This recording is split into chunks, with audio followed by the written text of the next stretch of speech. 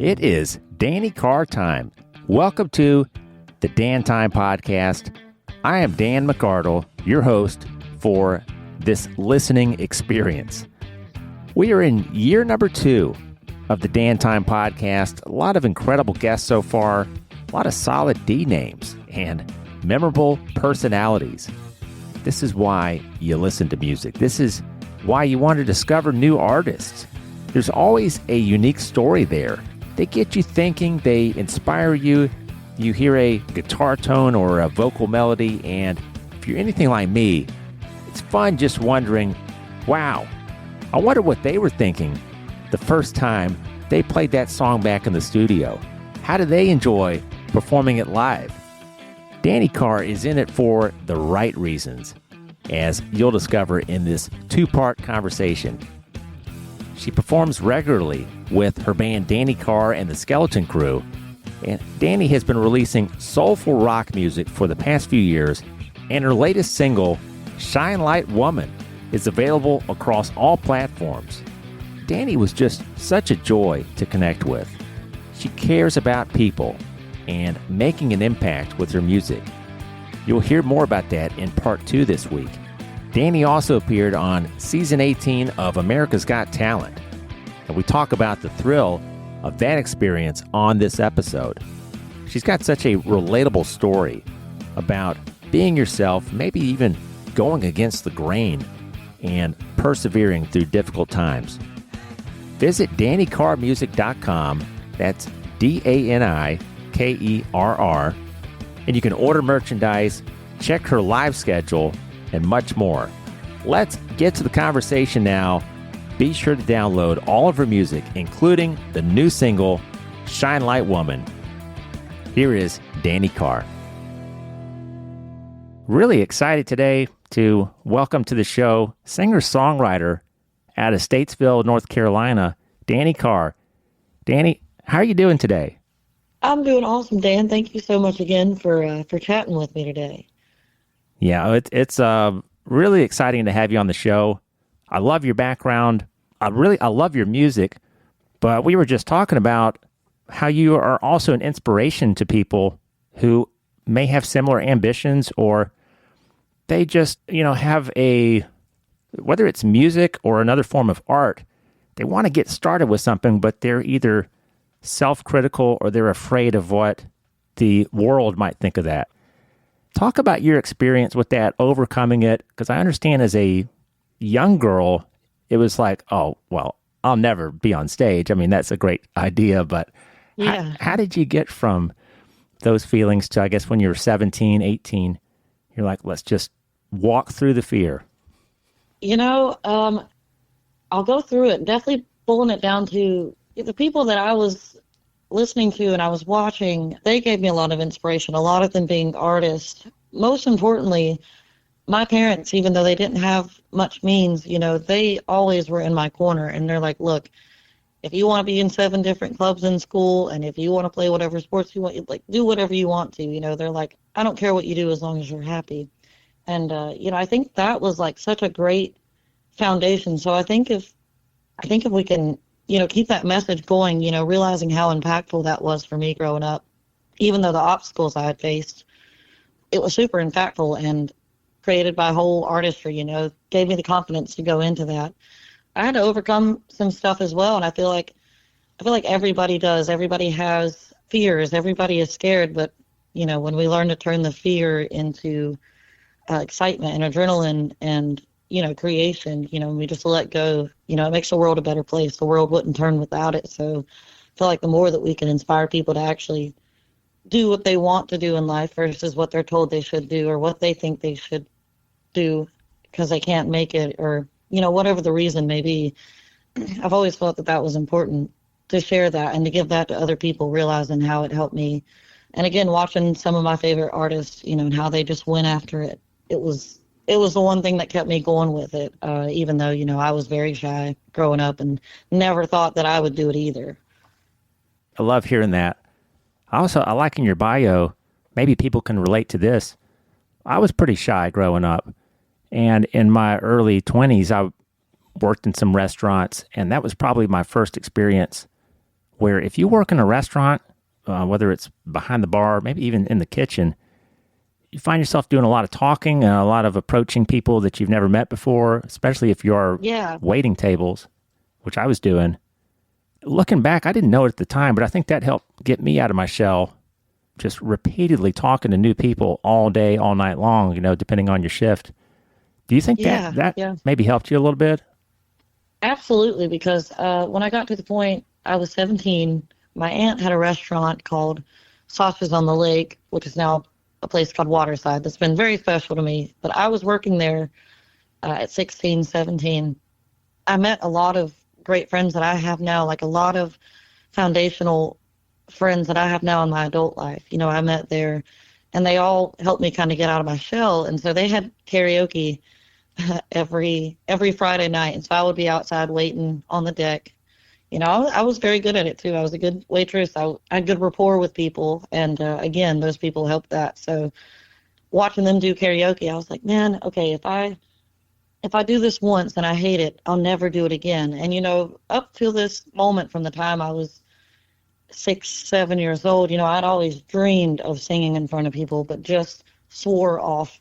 I was like, I can't do it. I'm not meant for that. And, those people definitely gave me the confidence. That job, being in the restaurant, like you said, and interacting with those people, that was probably like the push over the cliff. Oh, that's great. And then 2022, you've been writing some songs, but that's the first time that you decided to release some music. Is that the Old Jail Sessions live EP? Yes, yeah. And that session is very special to me because I'm still very green, but I was even greener at that time, especially at writing and being confident in that space. And, I'd been working in the studio at that point, working on studio stuff, and I just really, at that time, to me, the studio stuff didn't feel right yet. I was still developing in the studio. And I had been playing on these live shows, and I'd been playing these songs live, which were November, You Can't Live Here No More, The Truth, and then there's one cover, a Leonard Skinner tune on there. And I'd been playing these songs live, and people had liked them. And so I had the idea that the first release that I had out into the world, I was like, well, I'm just going to keep it stripped down to what's connecting right now and what people, what's making them feel. So it was really special to me. And my friends down at the jail, the Iredell Arts Council, Iredell County Arts Council, that is, and Grassroots Entertainment Group, they have supported the artists around here and just really did such an amazing job to bring that together, as well as Rocky Lynn, who's been a great mentor of mine, who's also from around this area. And Rocky's been a songwriting partner with you for a few years. Is that right? Yeah, Rocky has really helped me develop myself as a writer and really just showed me what it's like to work with a master at their craft. And he's been so supportive and really taught me a lot about, being an artist, about being a person, about being a songwriter. He's just been a great man to have in my corner through all of this. Dani, that song November, the way that song got national exposure was not really planned to be like in that exact moment. When you were on America's Got Talent, the song that you brought was, well, I guess the Truth was the semifinals, but the first song you played... It was You Can't Live Here No More. You Can't Live Here No More, yeah. Yeah. And which I love that song. That's, again, what we were talking about, just kind of pushing back or, beating back those feelings, those emotions, and kind of basically saying, get out of my head, get out of my space here. Yeah, and when I chose those songs, and I chose You Can't Live Here No More, to me, in my mind, that song was, it was a connecting song, and it was kind of written to be a reminder to, to everybody, to myself and to everybody else. And, November was a very personal song, it was very more of a journal kind of entry tune, so it was very special to me, but I really didn't expect, so many people to connect to, and it was amazing. It was just a really cool confirmation, that what I feel and what I experience in my life can help those out there and can connect with people Many artists have done that for me. So it was just very, very humbling and very, very cool feeling to have that happen and to have people connect with it. I know that experience is it's almost a year ago, but can you take me through how the process began, how you even got to Pasadena? Oh gosh, it was.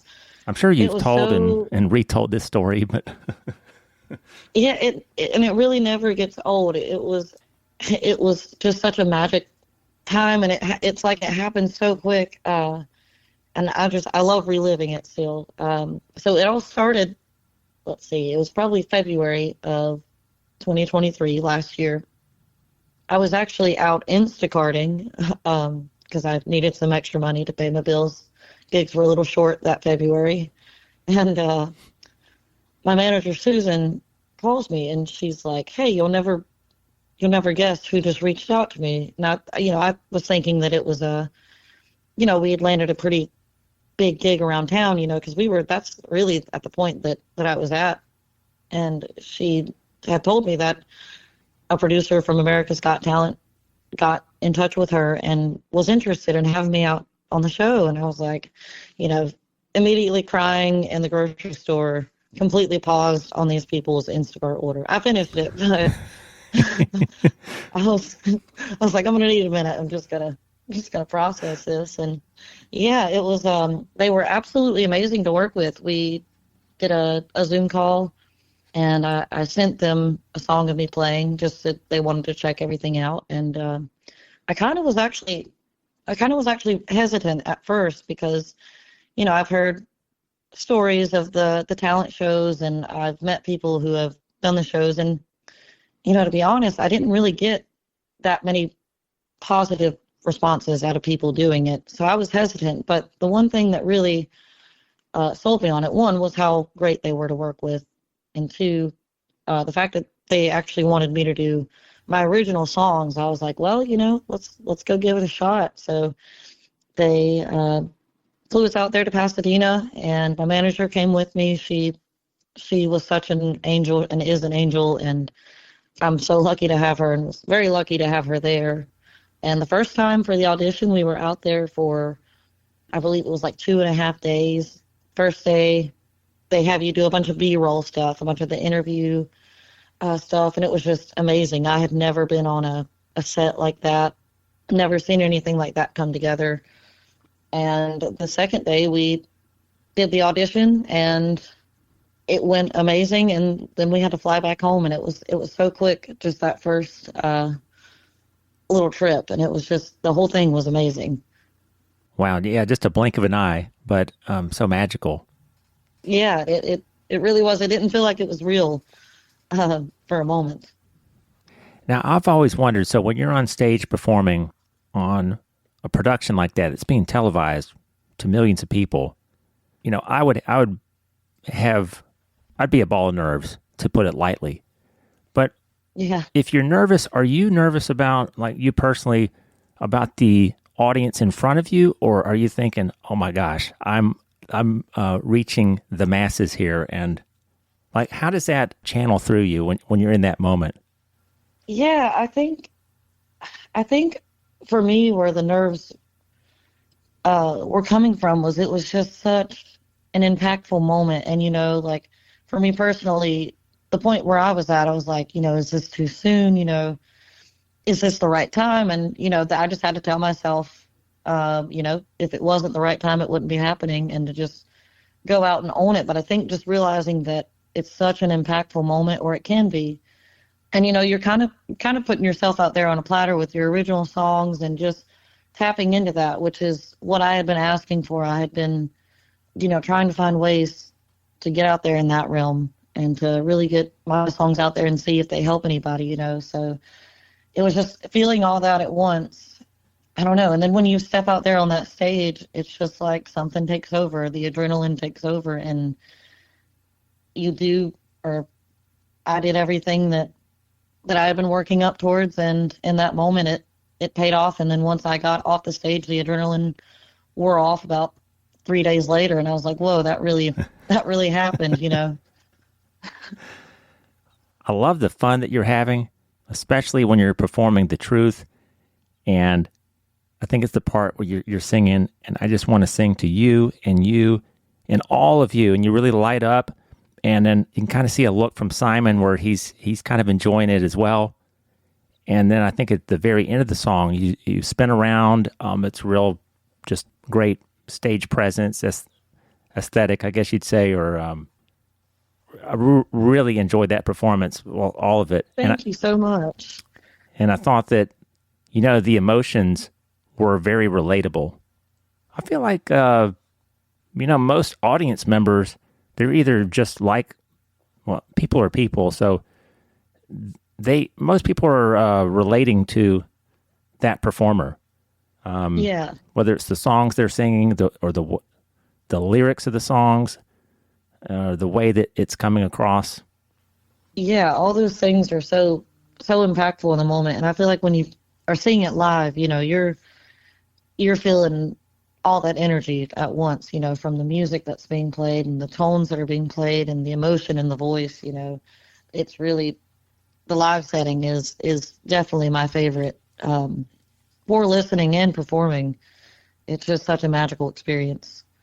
And while I was performing the truth as well, that was that round was really hard for me to not let the nerves get the best of me. For some reason, that round was a bit more stressful than the audition round. And, at first I didn't know, how I did, I didn't know how I felt about how I did. But looking back now, like just realizing being in that situation, like, and coming out of it smiling and, and really doing it, I'm proud to look back at it now, but that was a scary experience in a good way. Speaking of the truth, I really like these lyrics, Dani, and especially want to talk about the current single, Shine Like Woman, as well. But I like how the truth speaks to what everybody else wants you to do. Why aren't you, you're of a certain age. How come you don't have a boyfriend or a fiance yet? Why aren't you going to school somewhere? Why aren't you doing what we think that you need to be doing? I love that you write about that topic. Yeah, thank you. Yeah, it is. Sadly, it is so relatable. And, myself coming up, I was lucky to have a lot of support in my corner, but I still have those few people that were like, oh, you're wasting your intelligence by choosing music versus culinary school or, whatever I was doing at the time. And just some people who, really didn't believe in it. And I knew that I was not the only person experiencing that. And that was one of the songs that Rocky and I had wrote together. We came in the studio and we kind of just got on the subject because me being 19 years old, that was what I was going through at the time. It was like that transition. And, he just, first off, he reassured me that I was doing the right thing. And, we were sitting there and he's like, why don't we write a song about that? Why don't we write a song about, those naysayers out there, those people that tell you that you can't do what you want or you're not going to make it doing what you want. You have to do what we think you should do or what these imaginary guidelines say you should do. And when I started playing that song out live, the way that song connected with everybody, more than any other song that I had, even over November and You Can't Live Here No More, that song really connected with people. And it was just really cool to see people kind of get it. You could see the light bulb going off when they're like, you know what, I don't have to do what you say I have to do. And I got to see all sides of it. One of the most impactful moments of that song or playing that song out, there was a lady at a restaurant that I was playing at that night, and I played The Truth. And after I got done, she said, I really loved your song, The Truth. And I was like, oh, thank you so much. I appreciate it. And I'd never gotten this perspective before this, but she told me, she had a daughter herself, and she had been giving her daughter a hard time about what her daughter wanted to do and the choices that her daughter was making, and she told me, she's like, you made me realize that I need to let her do what it is she wants to do. And that was a super impactful moment for me. And it was beautiful. And when it was time to pick that next song for the semifinal of America's Got Talent, seeing how that one had connected, I was like, what a better audience to give, this message to. So it's been a beautiful, beautiful tune in my repertoire. And once again, thanks to Rocky for, inspiring the conversation that wrote that song and writing it with me. Love that story. And I like songs, I call them kind of driving around or riding around songs. This is one of them. I love rolling the windows down, listening to some good music. And I really like this line, green grass and clover, high tide and 6 days sober. All I see in front of me is blue sky. There's nothing in my rear view. That line in particular, nothing in my rear view, I think it's just, that's fist pumping. Nobody tells me what to do. I'm not going to hang around this one pony town and wait to die. I knew exactly what you meant by that. Some people people have their reasons, are content to just kind of live Groundhog Day every day, and Yeah. that's okay. But for the people who don't want to be stuck doing that, it's a great song. Yeah. Thank you so much. Yeah, and all the lines there, it's just like what freedom feels like, what on top of the world feels like. And, just giving that back. I appreciate you you jamming to it. Oh yeah. And another song I think kind of connects with this one a little bit is Working Woman Blues. I feel like when you're playing this with the Skeleton Crew, this has got to go over pretty well live. Yeah, that song has been it's been so much fun over the years, especially with the band. And that was one of the first songs that I had written along with The Truth. Those songs were written kind of in the same cluster, in the same time period. And I was, again, at that place where I was, working corporate jobs. And I was like, I'm really sick of, working for somebody else who does not care about me, somebody else that I'll never meet, And again, something that a lot of people have been through, a lot of blue collar workers, which is most of the world, which is all the people that keep the world turning, Mm-hmm. Most of us have felt that way at some point where it just, we were stuck in some job that was not worth it. And also, again, I wanted to remind people to not do that. Dolly reminded people with 9 to 5, it was time for another refresher on that. But it's been so much fun. We do a little, do like some cool crowd action with that song, and we get to sing it all together, and the crowd sings it with us. That's been a fun one for the live show. Now, I was looking at some of the players on these songs on that EP. Do you perform live with like Doug McCowan, June, may not pronounce her name right, June Anas? Yeah, so that was Rocky's band, and luckily they blessed me with their presence in the studio at that time, because at the time I didn't have a solid band. It was kind of just me, and we were working on recording these tracks, and I was so lucky to get to record with those guys. And those are actually Rocky's live band. So if you like those recordings, definitely got to check them out. They are absolutely amazing musicians, and they really brought these songs to life. November especially would not be the song without their collaboration in the studio. It was just, they pulled it all together. Kind of working our way up here. I can't wait to talk about Shine Light Woman. And like I said earlier, sometimes I just jump forward on the timeline, but I'm trying to keep myself together here for this episode. No worries. But I was listening to this one a couple times on repeat yesterday, the Roots and Wings single with you and Rocky. Thank you. Yeah, that was a really cool thing to be a part of, and I love how it came together. Again, it's another really positive song, and it was really cool to get to do that with them.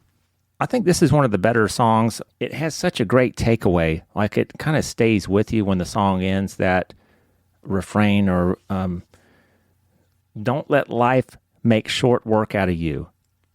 I feel like that would stop anybody in their tracks, if they're just taking their job way too seriously, or they're not spending enough time with the people that they love, or they're holding a grudge that they should have let go of 5 years ago, or what. I feel like there's like so much that people can connect with, and just like, that's a real eye-opening lyric. Kind of like, I had a friend of mine, he would say, manage the day before the day manages you. He would use that kind of like in a work reference. Yeah, yep. Yeah, exactly. That and that was a song that Rocky had actually co-written, years ago, and he brought it to my attention, and I was just like, oh, I love this song. And next thing we know, it turned into a duet with me and him, and it was just one of those magical songs that kind of just poked their head out at the right time, and I connected with the lyrics, and getting to do it with Rocky just made it even more special. The latest single, Shine Light Woman, and folks, this is available wherever you download music. So add this to your catalog. And once you start adding it, go ahead and add the other Dani Kerr singles as well. Thank you. I'm curious about the guitar that you use, or I don't know if who's playing. Is that a slide guitar when the song opens? Yes, when the song opens, it opens with the acoustic riff, and that, as well as the slide playing in the solo, all the lead work is actually my good buddy Josh Loftus, who was also one of the guys that collabed with me on the old jail sessions, getting it recorded, and a member of Grassroots Entertainment Group and Roots in the Round. Great friend of mine, and I've known him for a while, and he actually recorded I Got You with me and Bart, and he played the guitar on that song.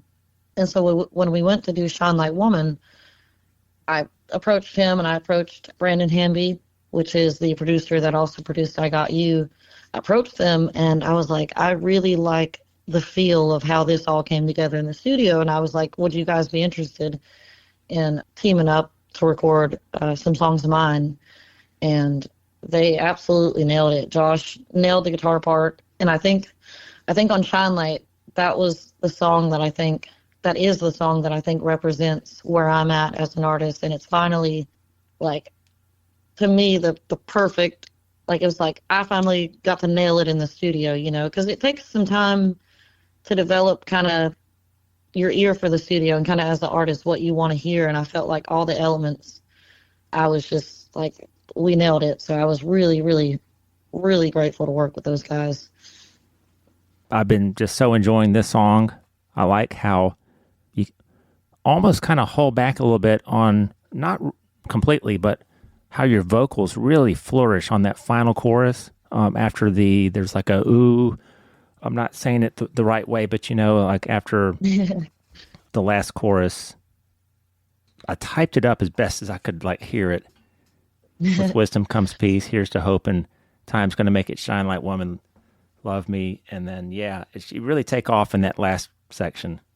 Yeah, thank you. It was just, I've always been really inspired by songs that have a lot of build, a lot of dynamic, so as the song goes on, all the instruments kind of grow, and we kind of planned it out to where it does. It kind of starts off from nothing, then you got a groove, then it breaks back down in the second verse, back just straight down to the acoustic, which was also very cool because this was the first song that I got to record my own guitar playing on there. I wasn't playing the lead, of course. Josh Loftus, once again, was covering that, but I was playing the rhythm parts and all the parts that you hear under the lead. So that was a cool moment for me, and it was definitely something that I wanted to accomplish, and I wanted to, be able to record in a studio on guitar, even if it was just rhythm for now. We'll work the way up to the lead, but it just really felt like magic the way it come together. And on the vocals, you'll notice there's a beautiful harmony vocal throughout the chorus, and that's my lovely friend, songwriter, musician, Lachlan Kilburn, and she just really tied all the vocals together too. It was a dream collaboration.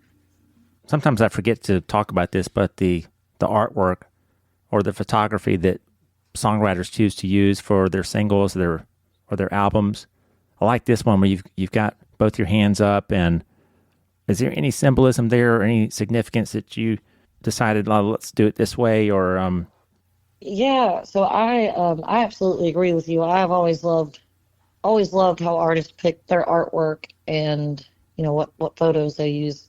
I always love to nerd out on that as well, so I appreciate you asking about that. That photo shoot was with my good friend. Her name is Jonna Parker. She lives in Virginia, and her husband is a lovely blues musician named Mojo Parker. I love them so much. And she actually put that whole shoot together. We did the shoot late 2022. So funny enough, Shine Light wasn't even written yet. And we had done the photo shoot, and I had used a lot of the photos. And then about 8 months go by, and I've got Shine Light as a song, and I'm just thumbing through, the photos to stay updated and just look back. And I find that one, and it's kind of like, it was really cool. It was very light, and the way that she had me put my hands over my shawl, it was like, I just remember it being so bright out there. We went to this little roadside field, and it was kind of like a shield from the light. Her creative vision for that just ended up being magic, and it just reminded me of the song when I stumbled across it. And that was, once again, all brought to vision by Jonna. Not intentionally, but it worked out perfectly. Hey, that's the best way. Yeah. Yep. The tattoo there on your left hand, is that right? Oh yeah. Yes. Is that one you want to? And we could always cut it if you don't want to include this. But is there a story behind it? No worries. Funny enough, it is probably one of the most meaningless tattoos I have, which is mighty irresponsible of me, considering it is a 13 in the middle of a dream catcher.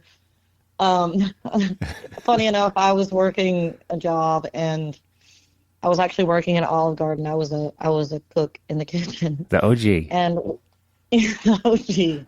Oh man.